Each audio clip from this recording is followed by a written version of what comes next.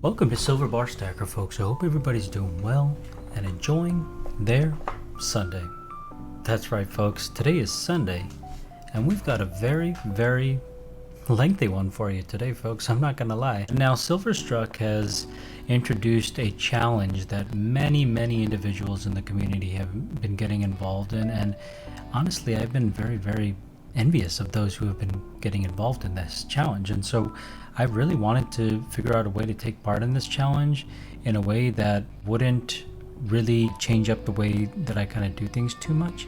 But I did really like the idea of the Guardhouse Box challenge. Now, I don't have a Guardhouse Box, right? And so that was problem number one with being able to take part in the challenge.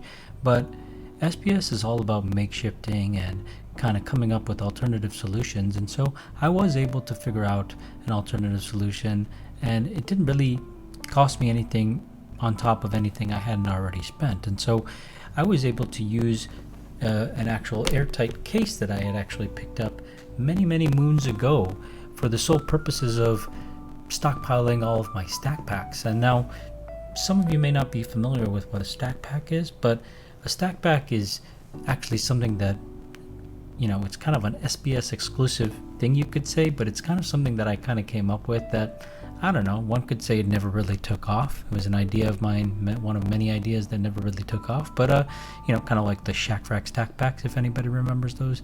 You know, it took off for a little while and then kind of died down. So, you know, the stack pack idea is a concept that I kind of came up with as really a way for me to showcase information about a particular product. Like, for example, like this right here. Whoop, this is like an error pack because I kind of put the sticker on the wrong side, but this kind of gives you an idea of what a stack pack generally was supposed to be, or what I sort of envisioned a stack pack to be. And it really is just sort of a way for you to be able to look at a particular item and be able to say, hey, check this out. This is a Engelhard bar. It's a metal type is silver, weight is 1 ounce, mintage is 2000 on this particular bar type, and this is actually an Engelhard 6-digit portrait 1 ounce silver bar. So this, you know, this looks like just any other common Engelhard bar right here. These almost look identical, but just because this has like a 6-digit serial number as opposed to like a letter prefix and then 5 digits, because of that small nuance, that makes this a 2000 minted bar, and that makes this a 1,150,000 minted bar. Huge difference, and they almost look identical, right? So this helps me distinguish between two different bars, which is very important to me. I'm not only running a store, but the way that I stack my personal stack, it's very OCD.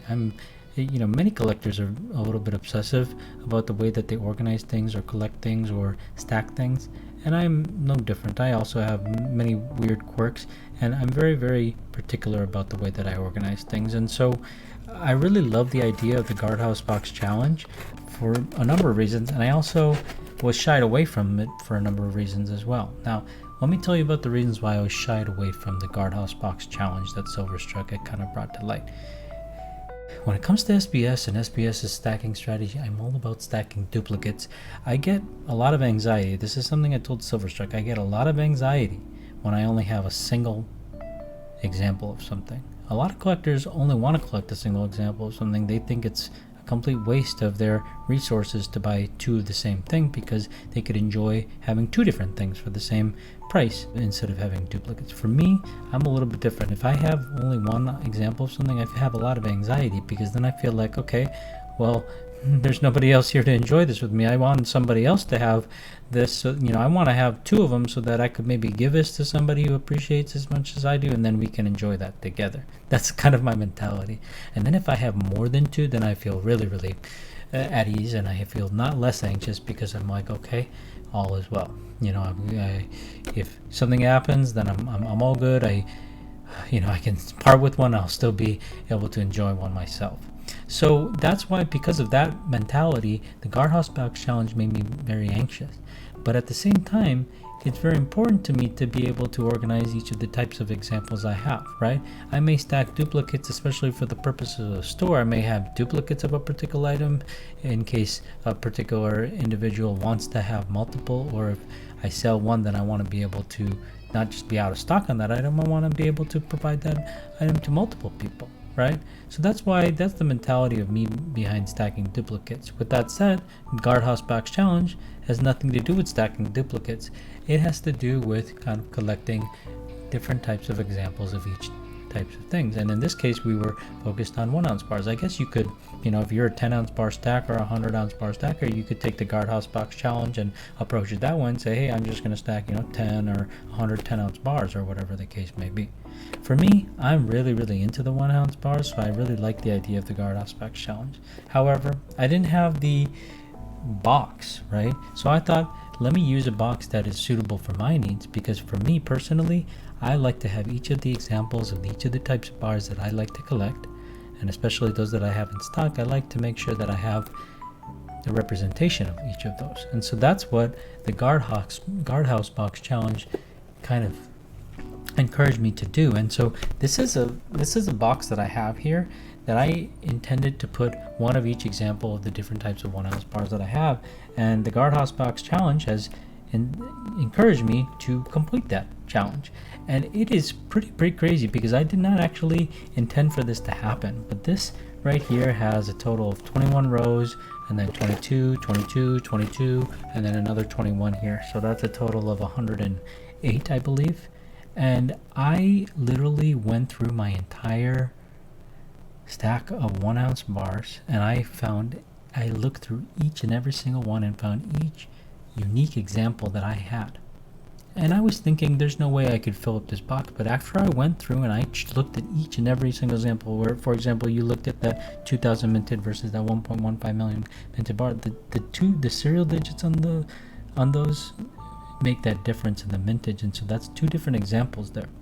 I didn't, however, say like, oh, I've got a 1.15 million minted bar that has a PS prefix, and then one that has an FX prefix, and then another has an FS prefix. No, that's not going to be considered 3 separate bars. I just have the 1.15 million minted bars in one category. Then over here, I've got the 1 million minted Johnson Matthey bars over here in another category. And then over here, I've got the Johnson Matthey 1 million minted bars, but this has no letter prefixes. So this is a different style of a Johnson Matthey bar. Now over here, you've got a Engelhard bar. Now this has the frosted reverse here on the back, but the thing is that, so this is an 800,000 minted bar, but the thing is that on the serial number here, this is quite a unique thing on the serial number. It's got a P prefix. Most of the bars here actually have 2 letter prefixes. So it's very unique actually for this little frosted back 800,000 minted bar to have just a single standalone P prefix. You don't see that very often. So if you see that, that's less common. Even though this is a high mintage bar, that right there is a different type of an example.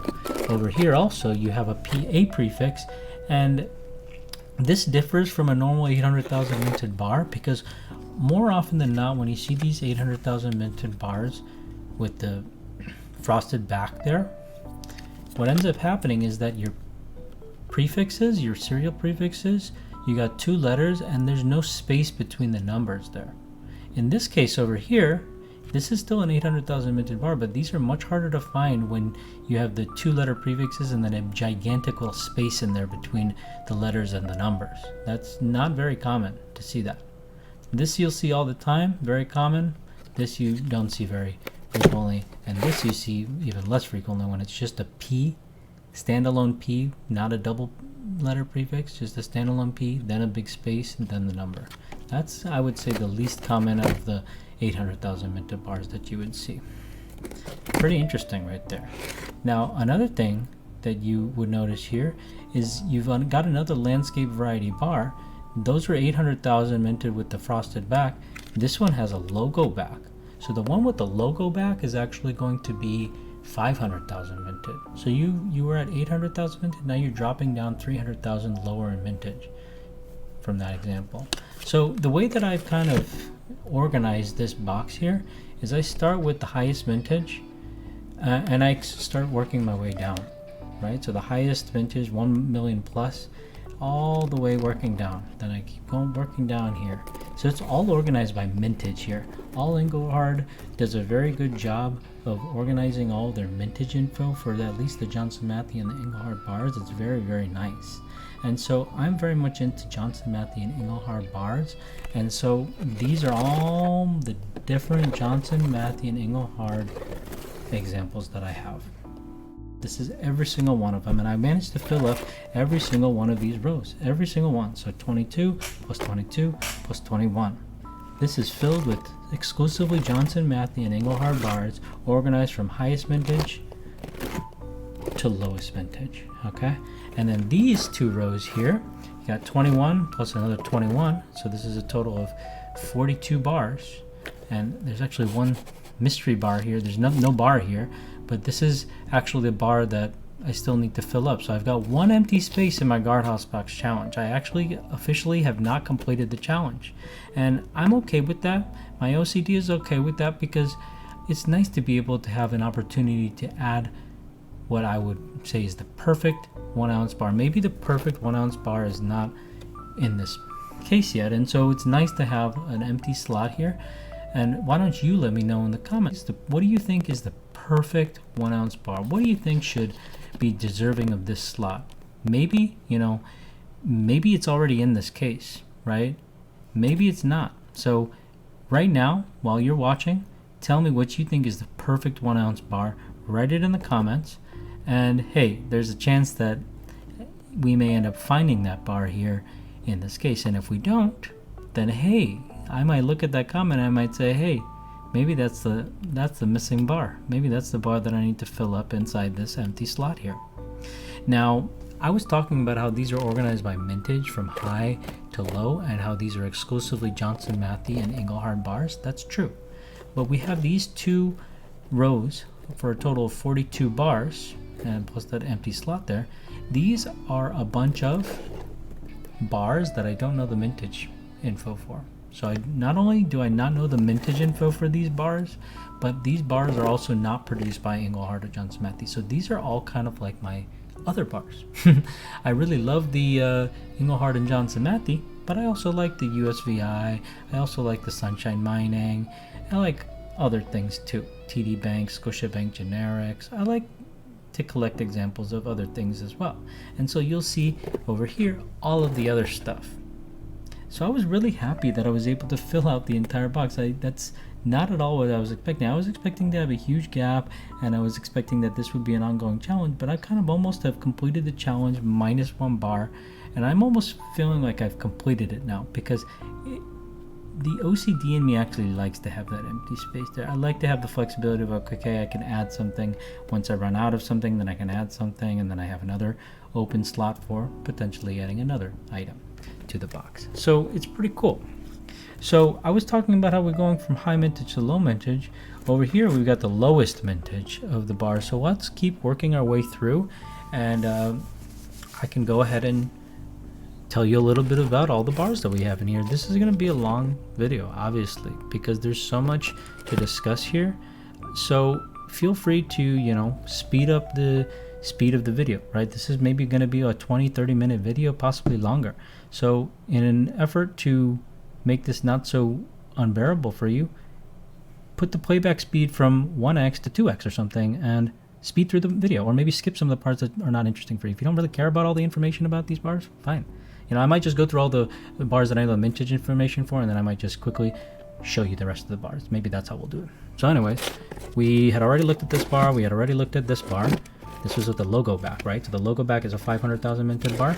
And then you've got this Engelhard bar. Now we're going into the portrait style bars. So this portrait style bar, we've done a video before on the different types of E-logo bars for Engelhard. And I think I've even done a short on that subject. So you got 4 main types of E-logo bars. Of course, there's others. There's that 52,000 minted type. But if we're talking about the commonly known varieties of the E-logo bars, you got 4 different types. And this is one of the lower mintage and one of the earliest types, the EMC logo. Okay, this is a 400,000 minted bar. Now we're going from 500,000 down to 400,000.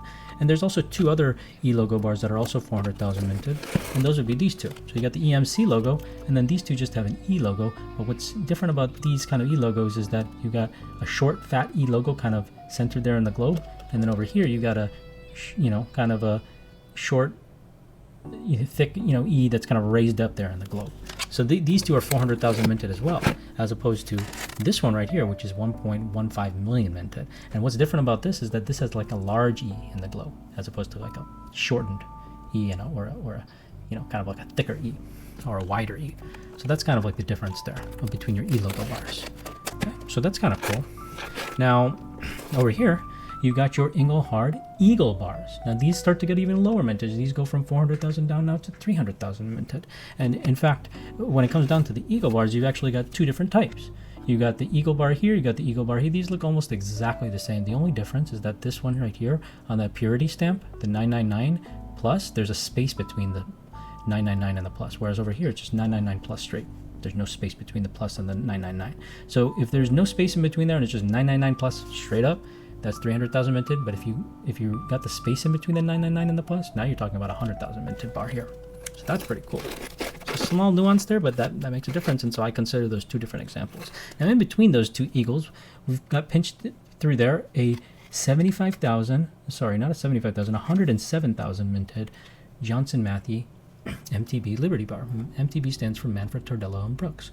And so this is a highest mintage JM, or actually any Manfred Tordello and Brooks bar that I'm aware of, from my understanding. At least that from the ones that I know the mintage of. So there's 107,000 minted. So that kind of falls in between your 300,000 minted Eagle and your 100,000 minted Eagle. Pretty cool. Now over here we've got another Johnson Matthey bar. Now the difference here is that this one actually has a little E logo there. When you're looking at this JM bar, down here you got a JM stamp and you got a 1982 date stamp over here as well. That makes this a 107,000 minted bar, and you got the E logo here that makes this a 75,000 minted bar. Engelhard is a little bit rarer than the most common JM Liberty bar, so that's pretty interesting. Now you've got over here an unserialized, there's no serial number here, notice, on this Engelhard landscape style bar. And so now once you start getting to the unserialized bars, that's when things start to get a little bit more rare for the landscape bars. We looked at a couple different varieties, one with the frosted back and one with the logo back on the landscape style bars. Those had serial numbers, so those were higher mintage. The ones without the serial numbers, if you ever find those are going to be lower mintage. And there's actually many different reverses too. There's 4 different reverses, if I recall correctly. So this is the most common one. And this has got kind of like a frosted back, so it's similar to that 800,000 minted bar, but there's no serial number on this. I don't see these very often, honestly, even though it's a 50,000 minted, 50,000, 50, instead of 800,000 minted. I don't see them that often, honestly. Now this over here, you've got a Johnson Matthey serialized bar, and this has got a blank back here. So this is actually a 30,000 minted bar. Now over here, this is a landscape style bar with that same frosted back. So normally you'd be like, okay, this is a 800,000 minted bar, but actually it's got a PB prefix, and all the PB prefix bars of this style, they have a large serial number as well. It's very evident. If you kind of compare that to this right here, look at the difference in the serial numbers, right? This is much smaller digits, whereas the serial numbers here are much, much bigger. So the PB prefix is a 25,000 minted bar. Now we're starting to get a little bit more rare. Now here again, we've got an unserialized bar, but this is not a frosted back, this is a mirror back. So now we're, instead of a 50,000 minted bar, now we're twice as rare at 25,000 minted bar on this one as well. Now over here, now we're starting to get into the maple varieties. This is a Canadian variety Engelhard bar, and this is actually the most common type at 25,000 minted. And the reason I can tell you that instantly is because if you look at the back, it's a blank, but it's got a border. It's got a bordered edge. If I actually usually like to go after the ones that have like a flat back without the border, because those ones are lower mintage. And if you got the one Troyon stamp kind of centered in between there and you've got it blank back there, it's a good chance that's going to be a 5,000 minted bar. It's much more rare. So we were just looking at this bordered back bar. This is 25,000 minted bar. If you're looking for something a little bit less common, try to find these in the red seal. That's still a pretty high mintage 25,000 minted bar, but of course if you find something in the original factory seal, then you've got another added layer of value. But the maples usually come in this same seal without the red. So you only find that these 25,000 minted bars come in the red seal. And another thing to note is that the bars with the bordered back do not always come in the red seal. Sometimes they come in a normal fancy seal like this without the red seal, and sometimes they come in the fancy seal like this with the red seal. And that's consistent for the 25,000 minted bars. Always the 25,000 minted bars will be in the red seal though. I've never seen a red seal maple that does not have a bordered back maple leaf bar inside it. This right here, we were just looking at a Johnson Matthey Liberty bar. This is actually also a Johnson Matthey Liberty bar, but this is significantly less common. You had that 107,000 minted one over there. This one, that was dated 1982. This one is undated. You'll find on the back that there's no date stamp here. And because of that, that makes this a 24,000 minted bar right here. This Johnson Matthey Liberty 1 ounce bar. So we've gone through the whole first row of our, I guess you could say, the most common 1 ounce Johnson Matthey and Engelhard bars that we've got. And that's pretty cool. We got all the way down to 24,000 minted. So now that means that everything in these two rows, every single bar in these two rows is under 24,000 minted. Pretty crazy to think about that. A lot of rare stuff. So over here, what we've got is we've got a Johnson Matthey bar. On face value, that's what it looks like, but you got to flip it over always. And you'll find that this is actually the most common style of TD Bank Johnson Matthey co-branded bar. So this right here is an 18,000 minted bar. TD Bank, one of my favorites. Next up, we've got Engelhard Industries of Canada bar.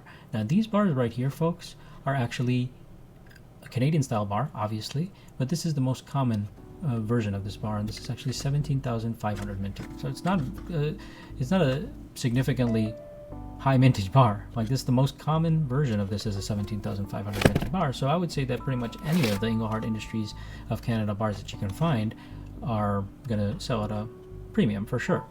Some of those Engelhard Industries of Canada bars, though, are extremely rare, and we'll see some of those. I've got some of the low, extremely rare ones. We're talking tier 1 variety, like under 5,000 minted, under 250 minted. So this right here, folks, is a maple leaf bar, but you'll notice here that the 1 troy ounce stamp has been moved down. It's not centered in between this maple leaf logo and the fine silver 999. It's kind of pushed down a little bit, and because of that, that makes this a 15,000 minted bar. And you'll notice here that there's no border around here. There's got a blank back, no border, and you've got the troy ounce stamp pushed down. Because of that pushing it down of the stamp, makes it a 15,000 minted bar. If that stamp was not pushed down and we just had the blank back here, guess what? That'd be a 5,000 minted bar. It'd be 3 times rarer if this 1 troy ounce stamp was centered in between there and you had a blank back. So the ones that are centered with the blank back, that's the one I like to go after personally, because those are the lowest mintage. Next up, we've got a Johnson Matthey bar, and I can tell you without even flipping this over that this is going to be a Suitors bar. And the reason I can tell you that is because this serial number starts with an S. You will only find on the Suitors bars that the serial numbers start with an S. There's 2 different types of Suitors bars, and this is the most common variety of the Suitors bar, and this one here is 15,000 minted. The more common one is 15,000 minted. It's still quite low mintage, honestly. So this is a pretty cool bar. Suitors right here, just so you know, folks, was a photography company. They're no longer in business, but Johnson Matthey had made some products for them, which is pretty cool. This right here is another Engelhard Industries of Canada bar. But if you notice, right here, there's a bull logo. So that bull logo adds a little bit of collectability to this. And also you'll find that this is a 12,500 minted bar, because this is not a 5-digit, but in fact a 6-digit serial number, and it's in the 100,000s there. So this is a 12,500 minted bar. There's many, many variations of Engelhard Industries of Canada bars. I don't have all of them to show you, but I've got quite a few. So we'll take a look at those. Here you've got actually a factory sealed Johnson Matthey bar, King Coil. So I've only got this one example, and then I've got another example of a King Coil bar. This is the more common version of the King Coil bar, and you'll notice that this has kind of like a thicker sort of design, whereas the rarer one, this is a 10,000 minted bar. The rarer one, which is only 500 minted, has a thinner design. So that's the difference. That's the more common King Coil that we just took a look at. Again, if you're looking here, taking a close look, you see that there's no serial number here on this landscape style Engelhard bar. And so flip it over, and you'll notice here that it's not quite a frosted back. It's more kind of like a very fine pebble back here. And so it's a very small nuance between that 800,000 minted, or I guess in the unserialized bar's case, the 50,000 minted bar. But this right here, that folks, is only a 10,000 minted bar. It's a very small kind of difference when you actually look at the differences between those 2 bars. So this is the mirror back. Let's find here it is. So if you look at this, you got the frosted back, and then you got the pebble reverse. So the pebble reverse is a little bit more smooth, I would say, and it's less defined, I would say. The frosted is much more defined, and the frosted reverse looks identical to that 800,000 minted bar. So that's how you kind of can tell the difference. This does not look like the 800,000 minted reverse. So that's how you can tell that this is the rarer 10,000 minted unserialized bar. Over here, because we're just looking at a 10,000 minted bar, this is a Johnson Matthey bar for Republic National Bank of New York. This is also a 10,000 minted bar, the 1 ounce variation. They also make this in a 5 ounce and a 10 ounce variation as well. And there's also gold variations and multiple types actually when it comes down to those bars. Over here, you got another maple leaf style bar, and here's what I was talking about when it comes down to the 1 troy ounce stamp being centered in between and having a blank back without a border. Here, bingo, folks, we've got the 5,000 minted maple leaf bar. Next up, we have another S prefix here, and so that means we're looking at the other variation of the Suitor's bar, the Type 2 I like to call it. And here, folks, it's a little bit more of a complex design on the back. It says, photography, the Suitor, the better. Excellence in photography by Suitor Studios. Very cool stuff here. And you know what's also pretty cool on top of that? Let me show you. The reason I'm really into those Suitor's bars is because I also have these cool little medallions. So check this out. This is a little 1/4 gram medallion. Yeah, I said 1/4 gram. A 1/4 gram medallion. Suitor's Studios. Together, we make beautiful pictures. So, you know, they were in business from 1960 to 1985, okay? And once they went out of business, they gave out these little silver medallions. 1/4 gram medallions are made of pure silver. This is our way of saying thank you for giving Suitor's 25 successful years in business. This medallion contains 1/4 gram of pure silver. This silver has been recovered from your films with our sophisticated electrolysis recovery system. That's pretty cool. Over 200 locations to serve you. So this is just something that they kind of gave out to their customers. It's pretty sweet. So that's why, you know, because I kind of collect those little funny little things, I really like to collect the Suitor's Johnson Matthey bars as well. I don't know if it's which happened first, but I like them. Now this here, folks, we have the other variation of the King Coil bar. So this is the this is the first version. So over here we've got actually a actually this is this is not supposed to be here. This is much more rare. This actually is a 500 minted, not 5,000 minted. So this should be somewhere over here. I'm gonna have to reorganize that. So let's keep the King Coil bar aside and put that where it's supposed to be. This is a Santerre bar. This is a 5,000 minted bar, and this is another version of the Johnson Matthey MTB Liberty bars. It's just got a different stamp there on the back. There's actually a lot of different variations of the Johnson Matthey Liberty bars, truthfully. Over here, you've got another unserialized Engelhard landscape bar, but this is the most rare version of them all. This is my favorite one to collect because of the low mintage of it.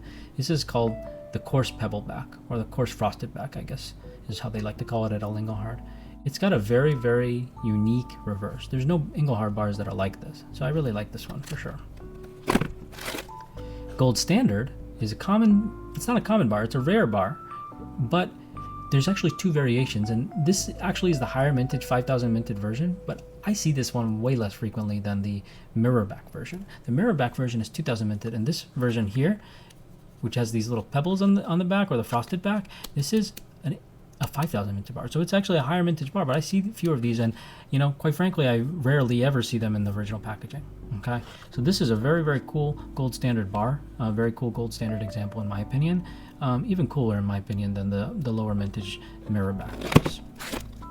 Over here, this is just a cool Johnson Matthey bar that I got as part of a collection that I bought out, and I really like this bar. It's Alexander's is a department store that used to be there around back in the day, and this is actually a little gift ingot. This is a $25 gift ingot produced by Johnson Matthey. Pretty cool, huh? It's a merchandise convertible gift ingot. The type of things they were doing back in the day with silver. Very, very funny. All these trade units and things like that. It's just interesting.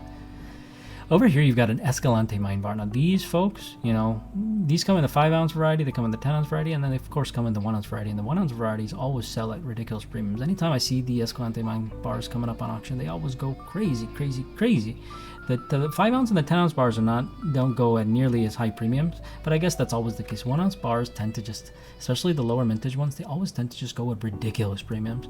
But there's a trade-off though, right? If you're trying to, you know, you'll rarely see like a 10 ounce bar selling at like $100 plus premium. It doesn't happen very frequently unless it's an extremely rare bar.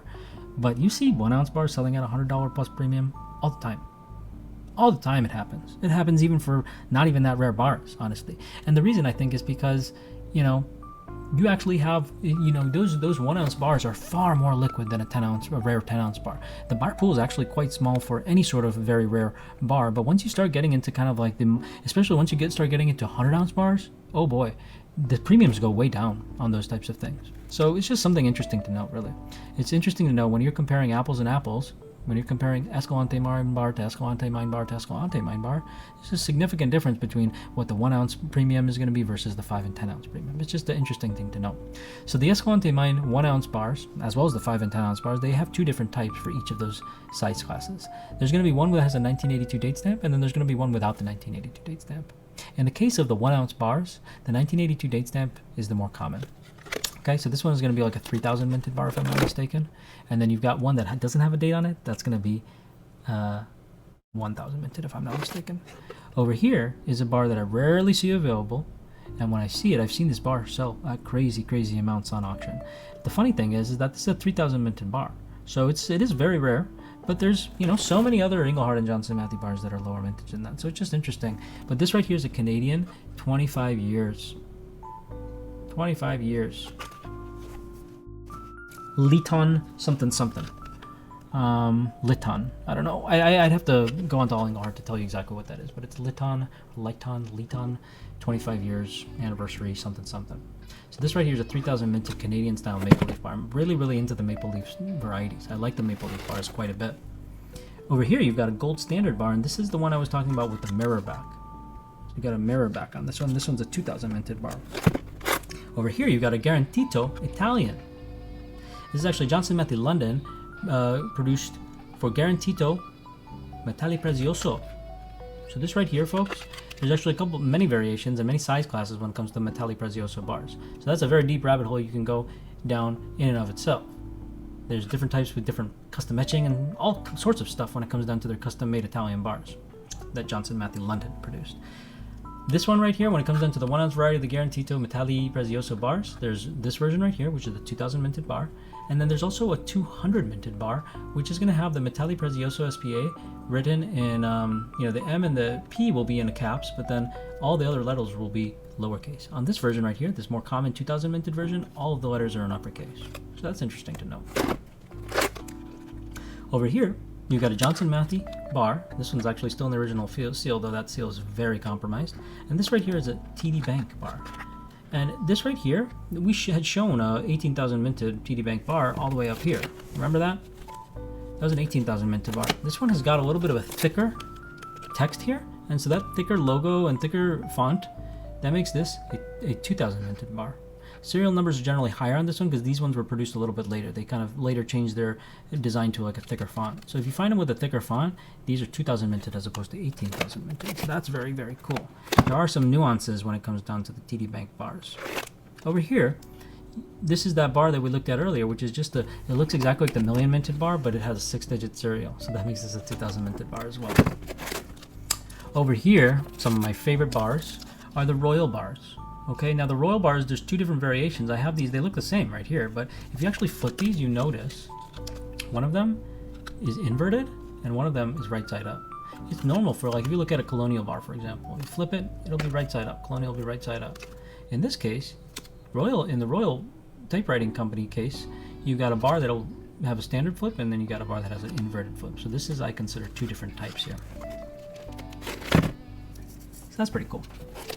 Now over here is the exact bar I was just talking about. You got the Colonial bar. This is a 1000 minted bar, and boom. When you flip it over like that, Colonial's right side up. So that's what I was kind of talking about. That's kind of how those stamps are supposed to be. Colonial bars are always going to be, there's no inverted versions of the Colonial bars. You'll never see that, from my understanding. Now over here, this is a pretty cool bar. This is a pretty cool bar. Am I seeing double? They both look like Scotiabank bars, almost identical, but actually one of them is an Engelhard and one of them is a Johnson Matthey, but there's no difference in the mintage. One of them is 1000 minted, the other is 1000 minted. They're both 1000 minted. So Johnson Matthey Scotiabank is definitely a bar I like to collect, as is the Engelhard TD Bank, also 1000 minted. Now when it comes down to the Escalante Mine bars, there, folks, is the undated version. That also is 1000 minted. Very difficult to find that one. Royal Bank, This is a Johnson Matthey bar, also 1,000 minted. This has got to be one of my favorite bars to collect, at least in the 10-ounce variety. The 10-ounce variety is only 250 minted, so that's a crazy, crazy rare bar. This is 1,000 minted, but honestly, I would say that I've been able to more easily find the 10-ounce variations of the Royal Bank bars than the 1-ounce. That's all I gotta say. Even though that's technically higher mintage, I don't see the 1-ounce variety very much of the Royal Bank bars. Here's the Engelhard Industries of Canada bar with 5 digits, but it's got a bull logo here. So because of that, that makes this a very rare bar. I believe this is a 500 minted bar, if I'm not mistaken. Over here, is that a 500 or is that 1,000? Might be a 1,000 minted bar. Over here, you've got a TD Bank bar, but this is very difficult to find. You'll see that Fine Silver 999 is in 3 different rows. A normal TD Bank bar will look like this. You'll have Johnson Matthey Assayers and Refiners, Fine Silver 999 in 2 lines. But you'll notice here that it's JM. It doesn't write out Johnson Matthey at all. It just says JM Assayers and Refiners and then Fine Silver 999 in 3 lines. It's very interesting to note. Because of that, that makes this 1,000 minted. Then over here, you got a Maple Leaf bar, and you'd be like, oh, the troy ounce is centered. We've got a border on the back though, so oh boo-hoo, this is a 25,000 minted bar. Nope, you're wrong. This is a 750 minted bar because the serial numbers are large. It's very difficult to find them with the large serial numbers, and that's a 750 minted bar, almost a tier 1 bar because of those large serial numbers.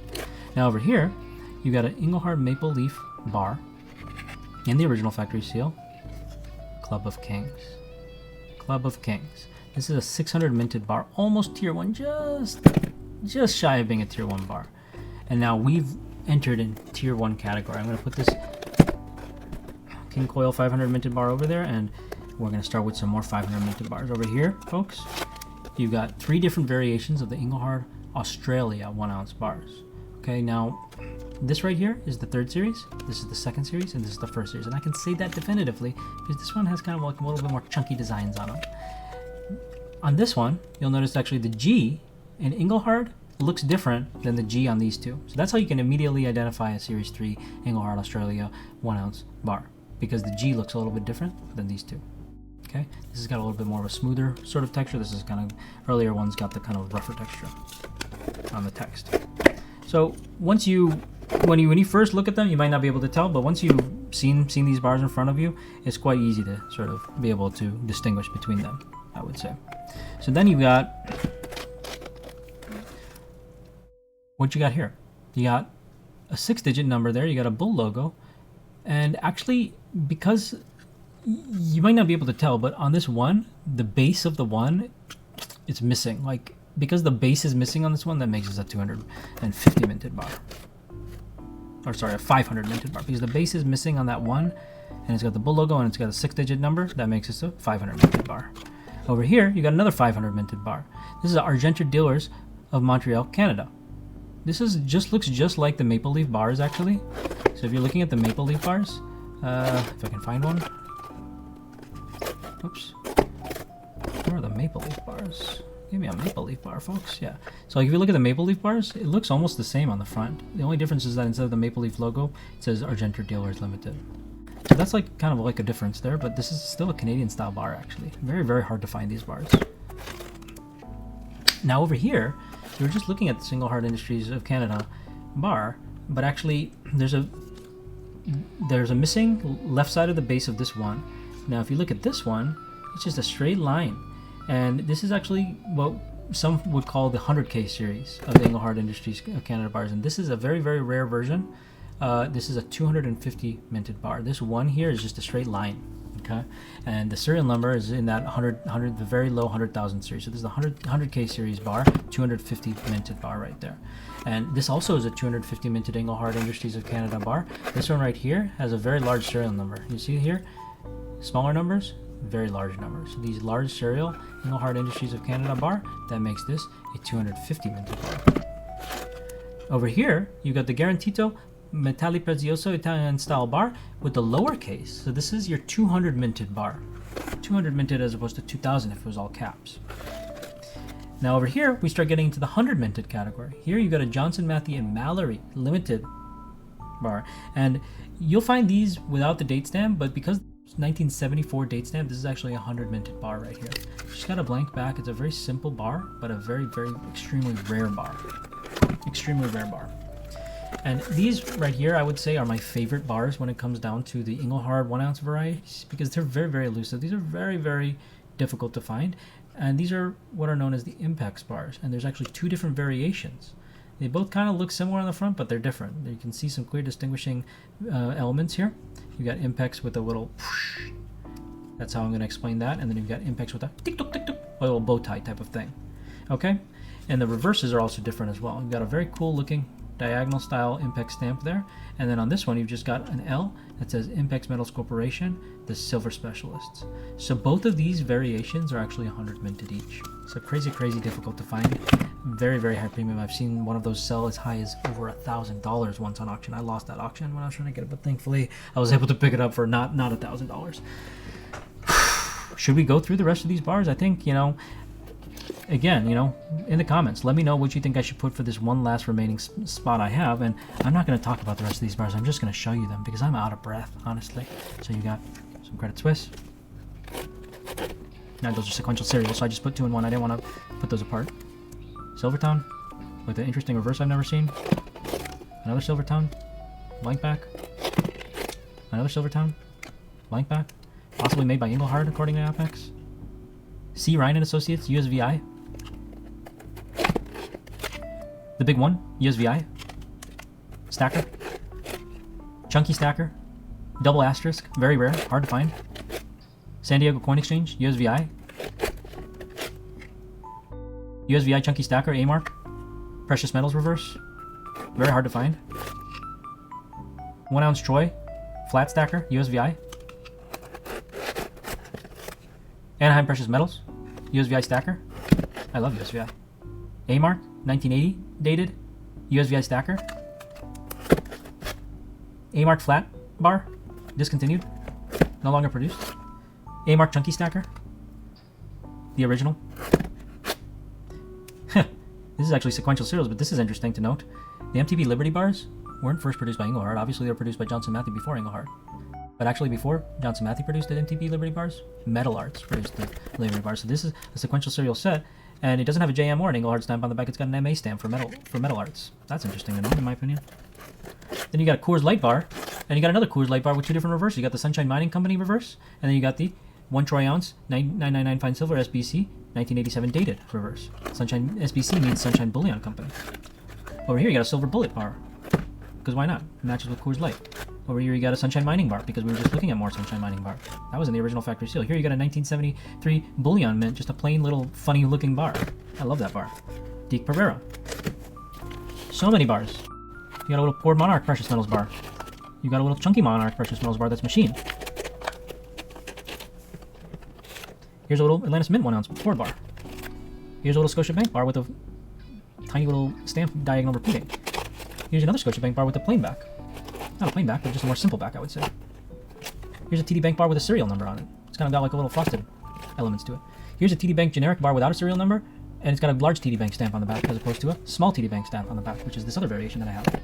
Then you've got a national bar. Then you've got another national bar. Then you've got another national bar. Then you've got a Pixley bar. Then you got another Pixley bar. Then you got another Pixley bar. Then you got an Eagle bar. Then you got another Eagle bar. Then you got another Eagle bar. Then you got another bar. Then you got a Swiss Bank bar. Then you got a Royal Canadian Mint bar. Then you got a Geiger bar that's discontinued. And now we're done. I literally don't have any other 1 ounce examples, and I just by chance was able to fill up the entire thing less 1 bar. So because there's that 1 bar remaining, again, please drop in the comments what you think should be here, because after going through all these, I'm beat. But I hope you learned something. Cheers.